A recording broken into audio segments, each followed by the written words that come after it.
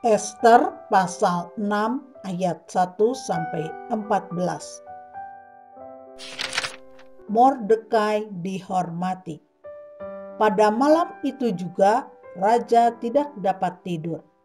Maka bertitahlah baginda membawa kitab pencatatan sejarah, lalu dibacakan di hadapan raja.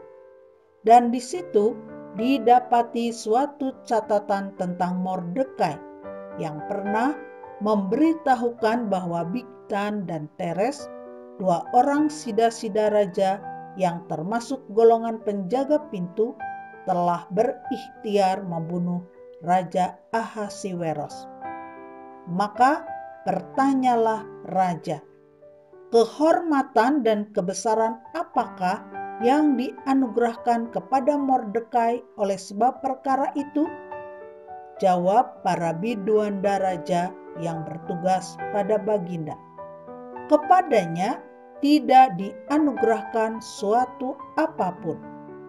Maka bertanyalah raja, siapakah itu yang ada di pelataran?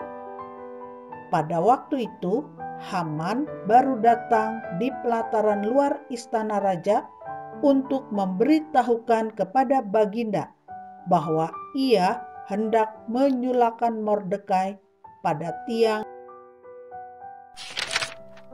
yang sudah didirikannya untuk dia.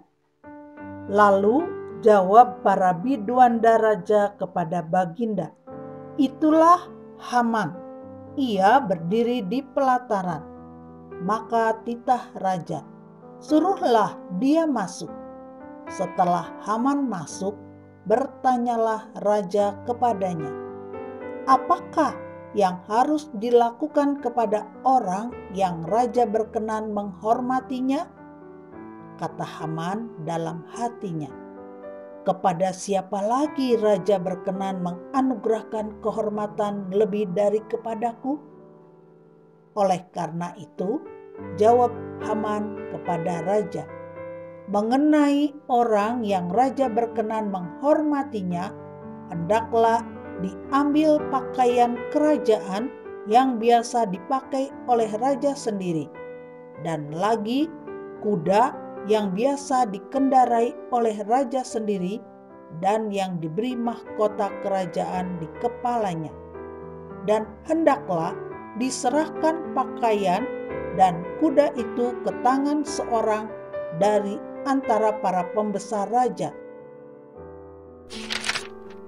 orang-orang bangsawan. Lalu hendaklah pakaian itu dikenakan kepada orang yang raja berkenan menghormatinya.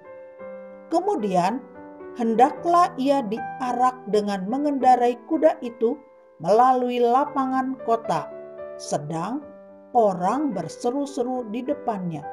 Beginilah dilakukan kepada orang yang raja berkenan menghormatinya.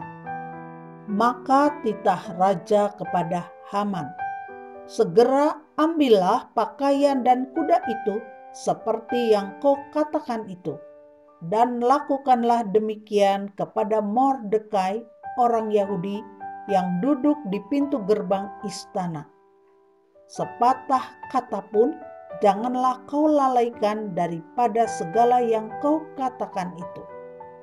Lalu Haman mengambil pakaian dan kuda itu, dan dikenakannya pakaian itu kepada Mordekai.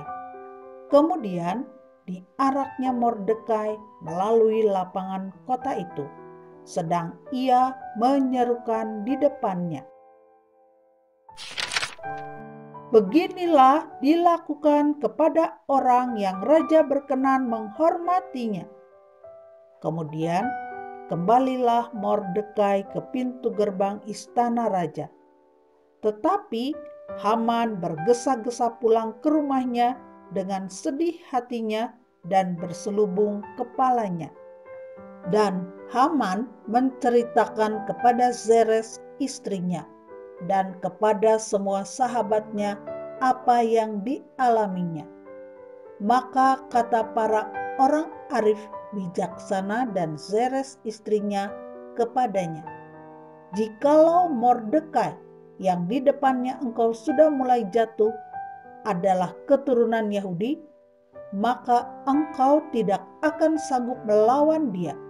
Malahan engkau akan jatuh benar-benar di depannya.